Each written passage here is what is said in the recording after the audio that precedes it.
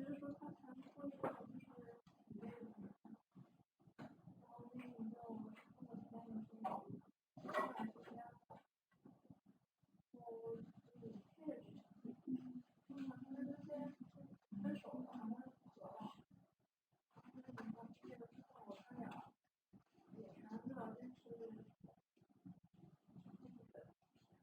那这样直接就把那个什么，这